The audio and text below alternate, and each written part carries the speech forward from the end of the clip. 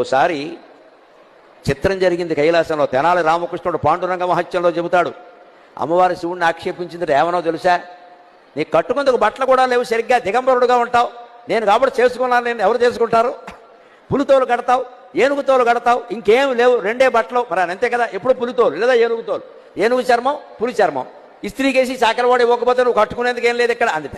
అంటే ఆయన అన్నట్ట, పులితోలు ఏనుగుతోలు రెండు దాచిపెట్టాయి, నేను ఏం కట్టుకుంటానో నీకు చూపిస్తాను అన్నట్టే. ఈవిడ కావాలనే పులితోలు ఏనుగుతోలు అయ్యవారికి దొరకకుండా చేసింది. ఈవిడ స్నానం చేసి వచ్చింది కైలాస మానస సరోవరంలో.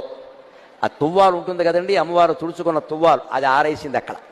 ఆయన వెంటనే దాన్ని ధరించాట వస్త్రంగా. అమ్మవారు స్నానం చేసి తుడుచుకున్న తువ్వాలని శివుడు ధరించాడు. అదేమిటి అంటే, ఇది అచ్చం పులితోలు ఏనుగుతోలు రెండు కలిపినట్టుగా ఉంది అన్నట్టు. ఎందుకని, అమ్మవారు ఒంటి నిండా పసుపు రాసుకుంది కాబట్టి ఆ తువ్వాలకి పసుపు చారలంటే, అమ్మవారు కస్తూరి తిలకం దిద్దుకుంది కాబట్టి కాటుక పెట్టుకుంది కాబట్టి నల్లటి చారలు కూడా అంటే, నల్ల చారలు పసుపు చారలు ఉంటే పులితోలే కదా అన్నట్టు. అదండి శివుడి చమత్కారం, అదండి శివుడి అమ్మవారు పరమానంద పడిపోయింది. ఓ నీ ఇల్లు బంగారంగా, దేవాది దేవుడివి, మహానుభావుడివి, నేను తుడుచుకున్న తువ్వాలు నువ్వు కట్టుకోవడం ఏమిటాయి అంటే ఒక్కటే మాట, ఐ లవ్ యూ అన్నట్టు, అంతే, ఇంకేం లేదు ఇక్కడ. అదే లెక్క. నేను నిన్ను ప్రేమిస్తున్నా నాకు అన్నీ బాగానే ఉంటాయి, తుడుచుకున్న తువ్వాలైతే ఇంకోటి అయితే, నిన్ను ఇష్టపడినప్పుడు నీకు సంబంధించినవన్నీ ఇష్టపడతా, అంతే. ఇదండి దాంపత్యం.